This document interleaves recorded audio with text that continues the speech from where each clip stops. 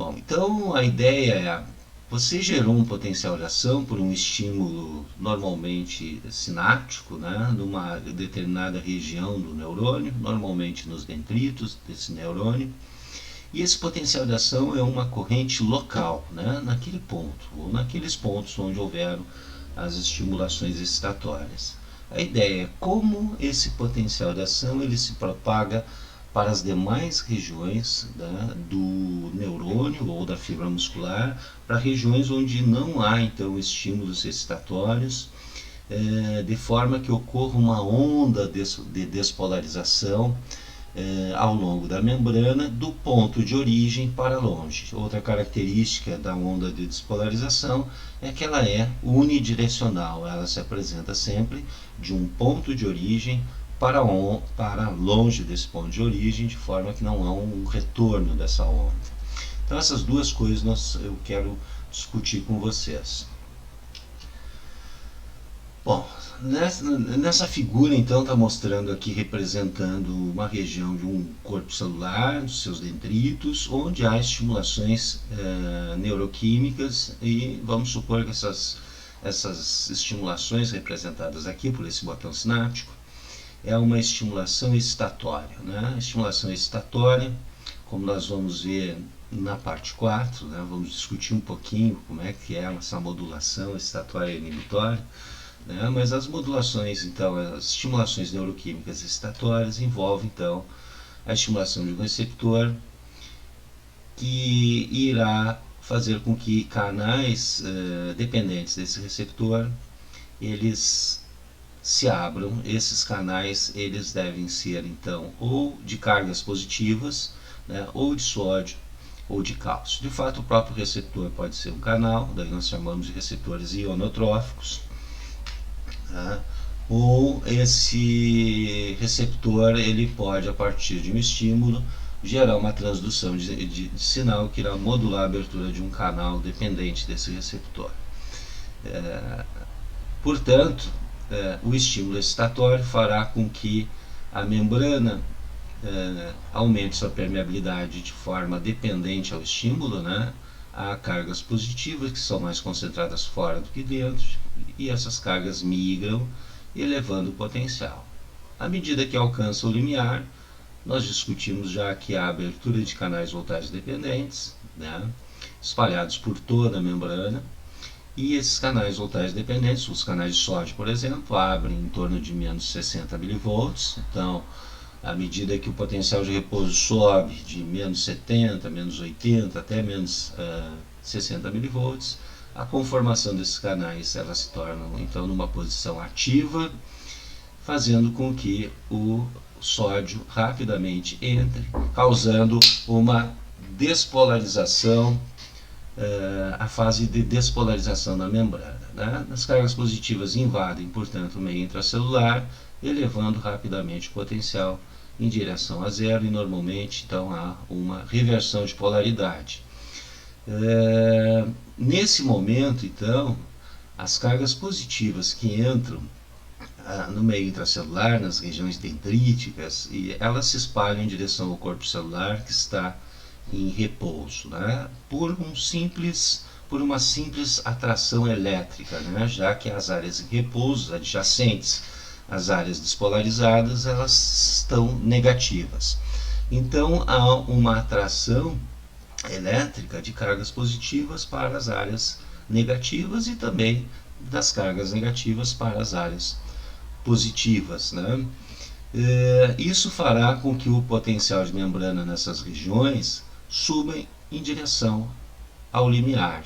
E à medida que alcança o limiar, né, induzido então eletricamente, aqui não houve uma indução química mais, né, a indução química gerou os primeiros potenciais de ação, mas à medida que a membrana internamente se torna positiva, essas cargas positivas migram para as regiões adjacentes, ainda em repouso, e elevam o potencial então dessas áreas em direção ao limiar, e à medida que alcança o limiar, outros canais voltage dependentes, então de sódio e de cálcio também, vão se abrir, gerando novos potenciais, e assim sucessivamente.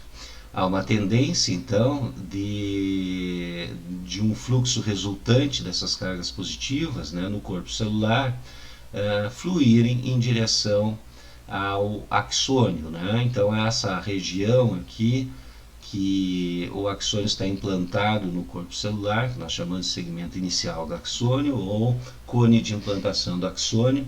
Então, há um fluxo resultante nesse sentido, porque todo o axônio ainda está em repouso.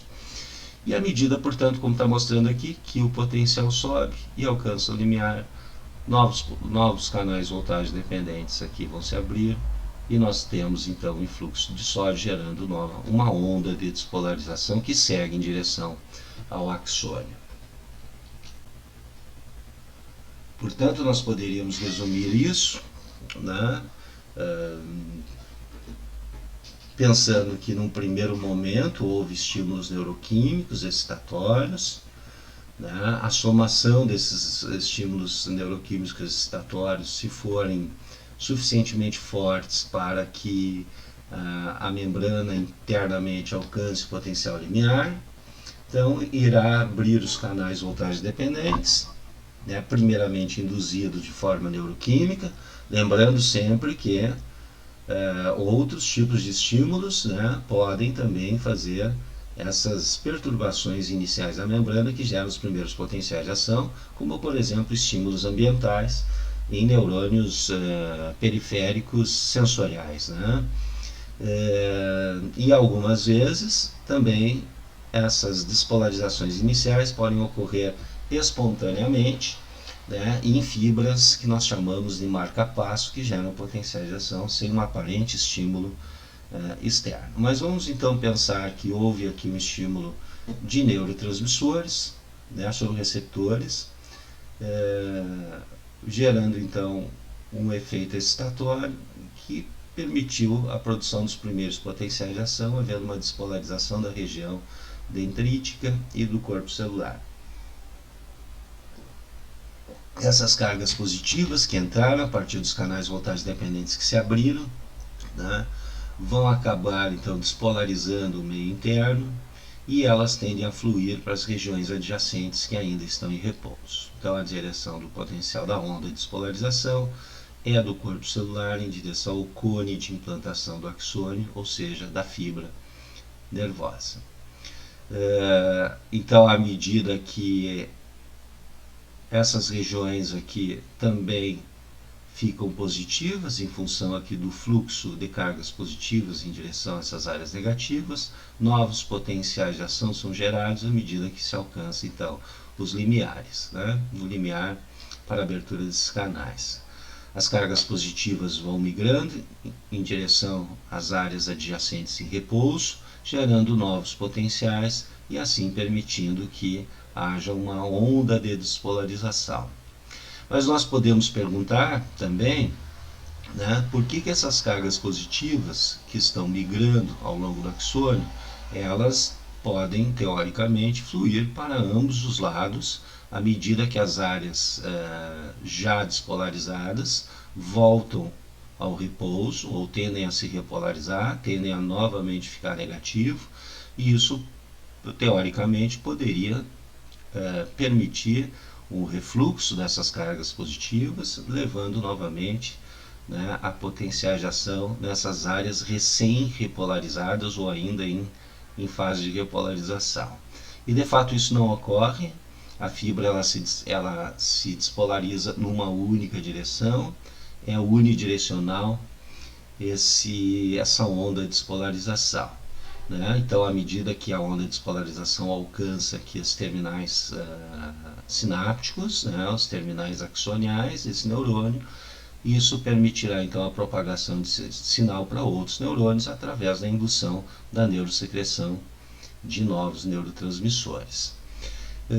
Então, por que essa onda é unidirecional? Ela não volta, né? Ela não tem uma direção retrógrada, uma vez que essas áreas recém-despolarizadas que voltam a repolarizar tendem também a voltar a potenciais negativos. Então isso a gente pode explicar a partir de uma figura que a gente viu na parte 3, né, que são os modelos de conformação dos canais voltagem dependentes, e aqui particularmente do canal de sódio, que permite então a fase de despolarização. Nós sabemos então, a ideia é que há 3 modelos para esses canais, modelos de conformação. Quando a fibra está em repouso, ainda não se iniciou a despolarização,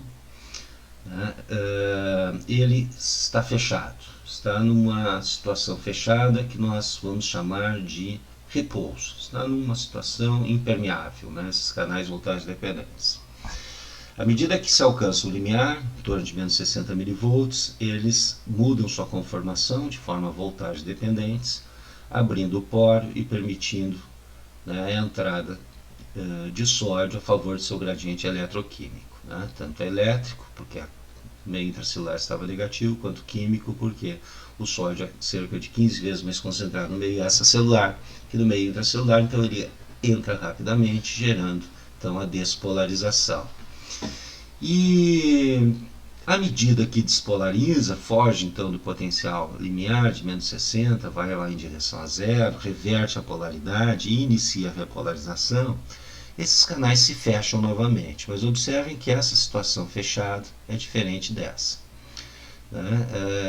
Nós vamos chamar essa situação de fechamento aqui, onde tem uma segunda comporta aqui teórica fechando, de inativo ou inativado. Nessa situação, se você estimular novamente para que ele abra, ou seja, durante a repolarização, ao passar pelo potencial limiar, e se houver um novo estímulo aqui que faça esse potencial se elevar novamente ao limiar, ele não vai abrir. Por quê? Porque ele precisa de um tempo de recuperação. Esse tempo de recuperação nós chamamos de período refratário absoluto. Então, há uma necessidade de ele se recuperar para a sua conformação inicial de repouso, daí ele pode se abrir novamente. E esse tempo de recuperação é o suficiente para que toda a onda de despolarização passe ao longo da fibra nervosa.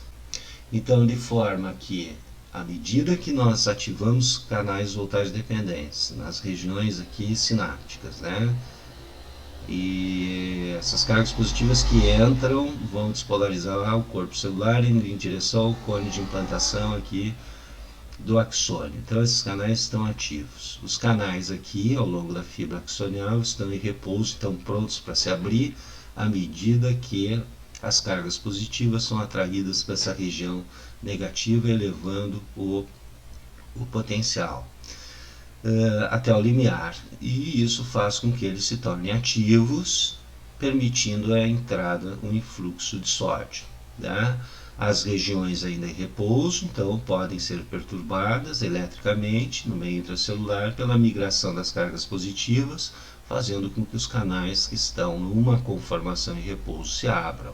Entretanto, as regiões que estão se repolarizando, a condição desses canais, a conformação, é uma conformação inativa. Então, mesmo que haja um estímulo interno aqui através de um retorno dessas cargas positivas para as regiões recém-repolarizadas, eles não vão se abrir porque ainda estão em alteração, estão naquela fase de adaptação, de readaptação, da conformação desativada para a conformação em repouso. Portanto, apenas os canais de repouso podem novamente se abrir, de forma que a onda de despolarização segue numa única direção da fibra.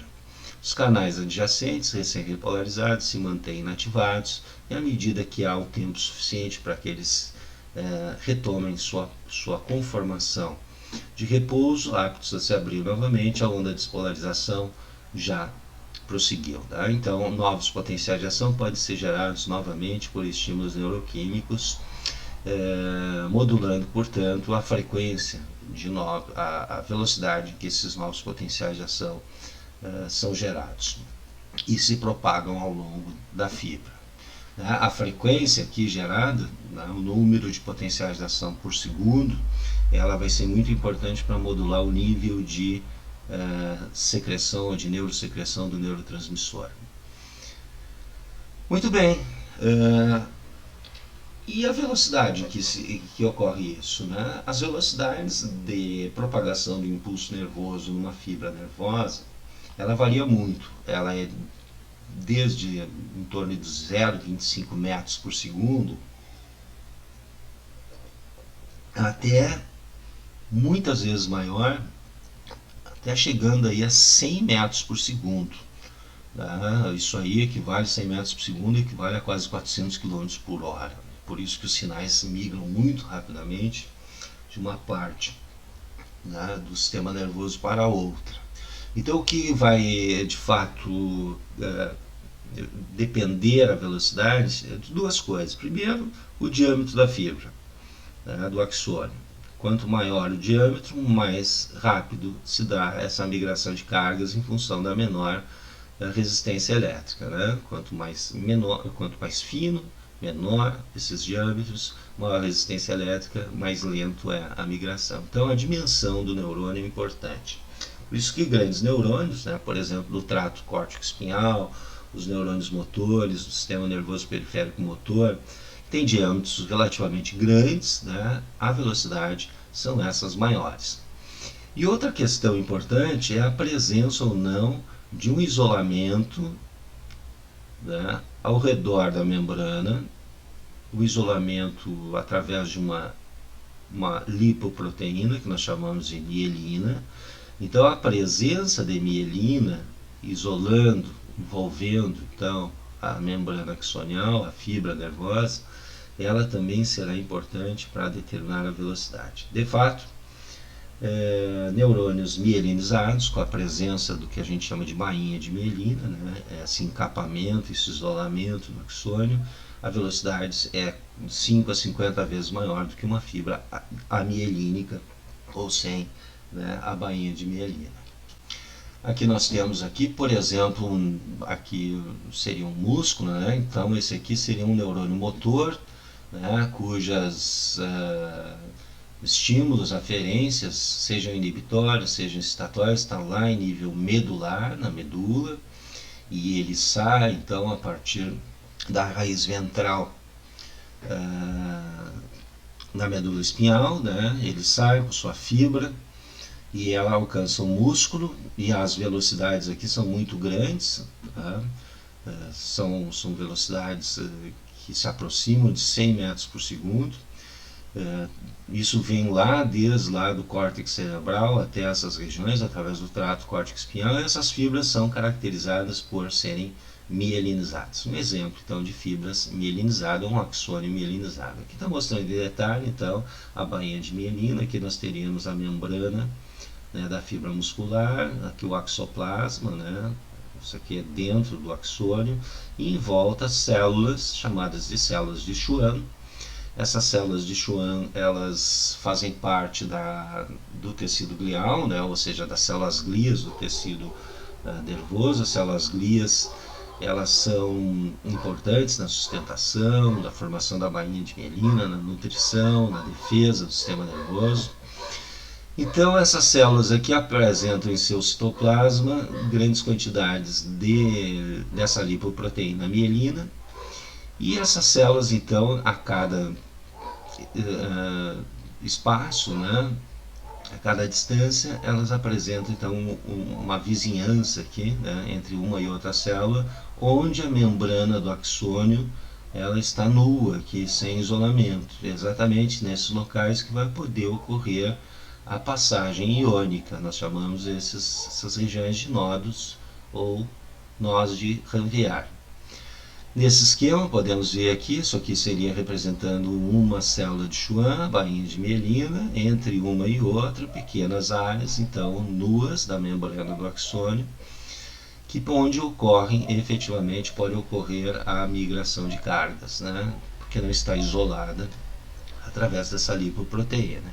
Então, se a onda de despolarização estiver vindo do corpo celular em direção às terminações axoniais, né, essa despolarização ela vai migrar muito, vai fluir, as cargas positivas vão fluir através do seu gradiente elétrico muito mais rápido do que se não tivesse a bainha de mielina, né?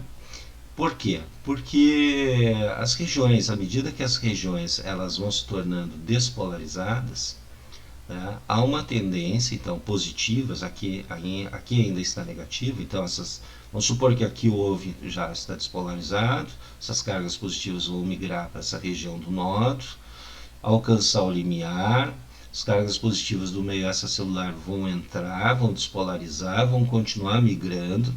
E observem que quando há uma despolarização, nós sabemos que o potássio tende a sair à medida que o meio interno tende a ficar positivo. Né? E, portanto, se nós temos regiões, e isso auxilia na repolarização, nessa saída de potássio, ou auxilia que o potencial ele não suba de uma forma menos veloz. Então, à medida que as áreas mielinizadas aqui ficarem positivas pela migração das cargas, né, a favor do gradiente elétrico, o potássio, de fato, que tende a sair, ele não vai conseguir, então, fazer seu efluxo para o meio extracelular em função da impermeabilidade dessa região. Isso favorece, então, a manutenção da positividade interna, acelerando a velocidade de propagação elétrica no meio, né, no axoplasma, aqui no meio intracelular. Então, o isolamento da membrana da fibra muscular, através dessa lipoproteína, é um fator muito importante que aumenta a velocidade de condução elétrica numa fibra nervosa.